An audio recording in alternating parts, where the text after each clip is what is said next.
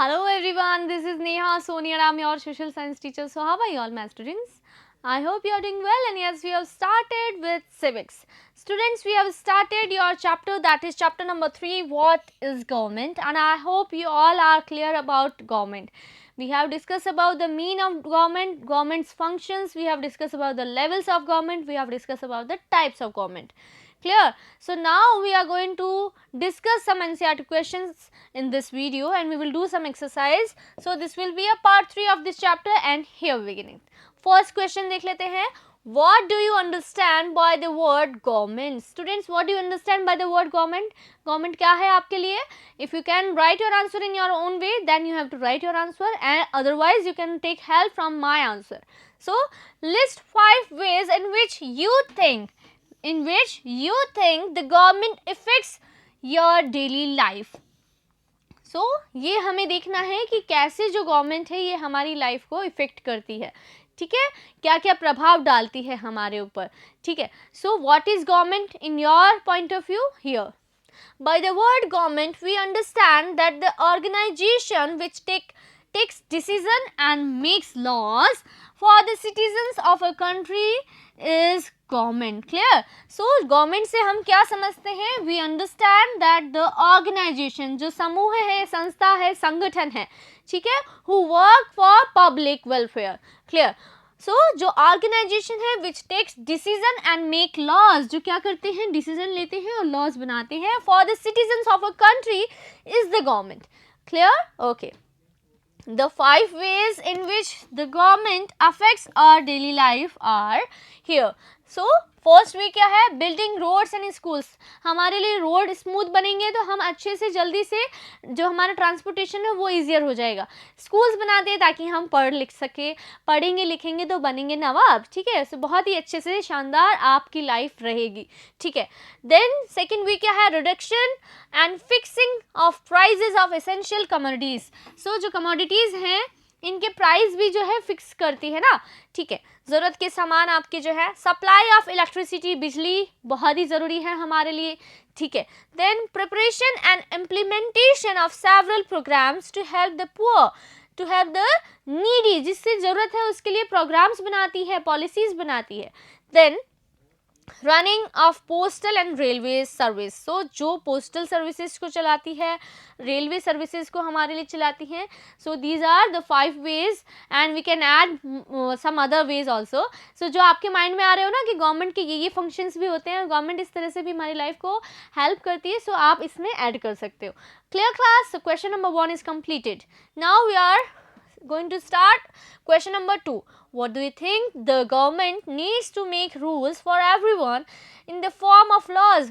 क्यों आप सोचते हैं कि गवर्नमेंट के लिए ज़रूरी है सभी के लिए कानून बनाना, रूल्स बनाना in the form of laws? नियम क्यों बनाती है लॉज के रूप में? लॉज और नियम में क्या फ़र्क है? नियम तो है लेकिन लॉज के साथ में क्या है? कंपल्सरी होता है उसे फॉलो करना. ठीक है, we have to obey the laws. ठीक है, सो ये मैंडेटरी होता है सभी के लिए. और जब भी हम लोग जो है ना अच्छे से एक दूसरे के राइट्स को दे सकते हैं और एक दूसरे के प्रति हमारी जो ड्यूटीज़ है ना उसे भी अच्छे से कर पाएंगे. सो गवर्नमेंट के लिए बहुत सारे रिक्वायरमेंट्स और ज़रूरी है लॉज बनाना, नियम बनाना. ठीक है. The government needs to make rules for everyone in the form of laws because of the following reason. The government wants to give the advantage to the people of the welfare measures to all without discrimination. सभी लोगों का welfare हो without any kind of discrimination, इसलिए government की ज़रूरत होती है. So कैसे? To provide equality and justice to all. सभी के लिए समानता और न्याय. ठीक है, इक्वलिटी मिलनी चाहिए और सभी को न्याय मिलना चाहिए. हियर टू मेंटेन पीस, सभी के साथ शांतिपूर्वक हमारी ज़िंदगी चले, जो व्यवस्था है शांति और कानून व्यवस्था वो अच्छे से चली रहे. ठीक है. To administer the country efficiently. So efficiently अगर आप जो है एफिशिएंटली अगर आपको रूल करना है, कंट्री को गवर्न करना है, सो आपको रूल्स बनाने होंगे. और रूल्स भी किस फॉर्म में बनाने होंगे? In form of laws. And rules for everyone in form of laws. इसीलिए गवर्नमेंट की रिक्वायरमेंट होती है ताकि सभी चीज़ें जो है अच्छे से प्रॉपर वे में हैंडल की जा सके, मैनेज की जा सके और रूल्स अच्छे से बनाए जा सकें. Clear students? Here question number 3. Name two essential features of a democratic government. Government जो है डेमोक्रेटिक हो उसके एसेंशियल फीचर्स क्या हैं। एक तो हमने बहुत ही एसेंशियल फीचर देखा था, ठीक है, कि क्या होनी चाहिए, पावर किसके पास होनी चाहिए, पब्लिक के पास। दूसरी हमने एक कंडीशन देखी थी कि वहाँ के सभी एडल्ट्स के पास क्या होना चाहिए, राइट टू वोट, ठीक है। सो हियर यहाँ से आप आंसर लिखेंगे। Two essential features of a democratic government are, democracy is a rule by the people. So किसके द्वारा रूल की जाएगी, पीपल के थ्रू, ठीक है। It is people who rule themselves by participating in the making of these rules. So ये rules बनाने में पार्टिसिपेशन करेगा और डायरेक्टली पार्टिसिपेट नहीं कर सकते। सो हम क्या करते हैं, we choose our representatives, clear. In democracy people have the power to elect their leaders. हम क्या करते हैं, हमारे लीडर्स चुनते हैं, ठीक है। These leaders or representatives meet and make decisions for the entire population. पूरी जनता के लिए ये लोग कानून बनाते हैं, clear? Okay, next, it is our right to be given due respect. हमें respect मिलनी चाहिए, it is our right. It is our right to be given equal opportunities. हमें समान अधिकार मिले, समान अपॉर्चुनिटीज़ मिले सभी को, ठीक है, समान अवसर, अवसर की समानता भी होनी चाहिए, ठीक है। In absence of all these our life would be hell, हमारी लाइफ जो है वो नरक के समान हो जाएगी अगर ये सब राइट हमें ना मिले तो। और पर्सनालिटी वुड बी सप्रेस्ड, हमारी पर्सनालिटी को दबा दिया जाएगा, जो हम बन सकते हैं ना, हमारा शोषण किया जाएगा और हमारी पर्सनालिटी विल बी सप्रेस्ड। तो हम ऐसा नहीं चाहते। Hence, we need equality so that we may go ahead, हम आगे जा सके without hindrances, ठीक है। इस तरह से कोई भी प्रॉब्लम्स के होने की बजाय हम जो है आगे वर्क कर सके, we can move forward on the path of progress, clear. We may prove ourselves, हम हमारे को ये साबित कर सके कि yes we motivate others, ठीक है। We may prove ourselves helpful, हम अपने आप को हेल्पफुल प्रूफ कर सकें। कैसे प्रूफ करेंगे, जब हमें भी वो हेल्पफुल माहौल मिलेगा, एटमॉस्फेयर जो है वो प्लीजिंग एटमॉस्फेयर रहेगा, तभी हम दूसरों के लिए भी स्वयं को हेल्पफुल बना पाएंगे ना। So we may prove ourselves helpful in the development of the society and country. So अगर हमें हमारे कंट्री की और सोसाइटी का डेवलपमेंट चाहिए, प्रोग्रेस चाहिए, तो हमें अपने आप को अच्छा राइट मिलने चाहिए। हम सभी को प्रॉपर राइट मिलेंगे, प्रॉपर इक्वलिटी ऑफ अपॉर्चुनिटी मिलेगी, तो yes we will prove ourselves helpful in the development of society and country. Clear class? So ये हैं two types here. Question number 4, what was the suffrage movement, what did it accomplish? So suffrage movement क्या था, इस बारे में एक question है और इससे क्या होता है here. So you can write your answer in this way, students. The movement for voting rights to women came to be known as the suffrage movement. जो women के थ्रू ये मूवमेंट चलाया गया और किसके अधिकारों के लिए, right to vote for women. Women को भी ये अधिकार मिलने चाहिए ना। सो हाँ, वो भी पावर चाहती है ना, भाई पावर वुमेन के हाथ में होनी चाहिए।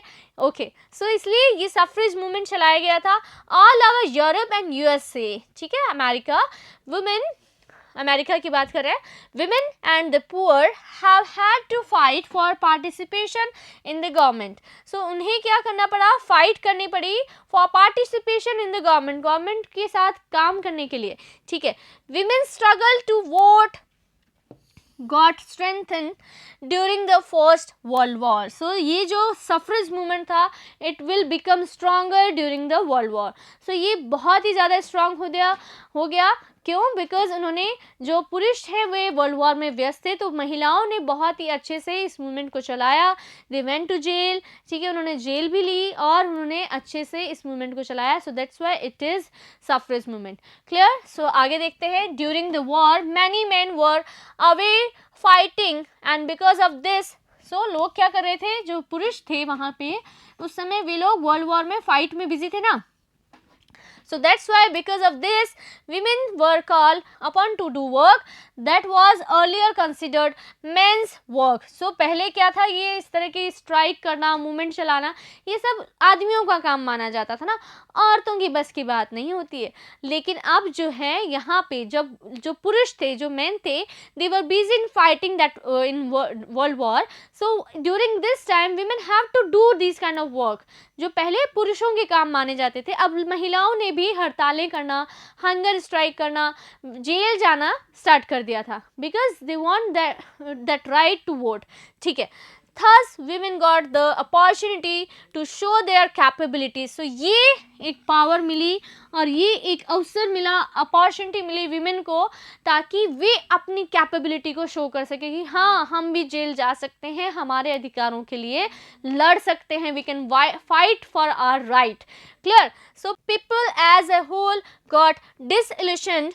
They began demanding the right to vote for all women. So यहाँ से उन्होंने स्टार्ट कर दिया डिमांड करना right to vote for all women. So महिलाओं के लिए भी ये अधिकार की डिमांड इस तरह से स्टार्ट होती है. Clear? Okay. The result was positive, और ये रिज़ल्ट अच्छा रहा, पॉजिटिव रहा. और कब उन्हें ये पावर मिलती है? हियर अमेरिकन वुमेन को कब मिला? American women got the right to vote in 1920. So 1920 में उन्हें मिल गया था, और उसके बाद में जो ब्रिटेन है इत्यादि जगहों पे बाद में आया था. So while women in UK, United kingdom, UK short form में यूनाइटेड किंगडम है इसका. ठीक है. UK got the right to vote on the same terms as man some years later in 1928. ठीक है. जैसे पुरुषों को वोट का अधिकार प्राप्त है, वैसे ही महिलाओं को ये अधिकार प्राप्त करने में यूके में कुछ वर्ष और लगे. 1928 में महिलाओं को ये अधिकार प्राप्त होता है. Clear students? अमेरिकन वुमेन को 1920 में राइट टू वोट प्राप्त हुआ, and then after some years in 1928 women of UK they got this kind of right.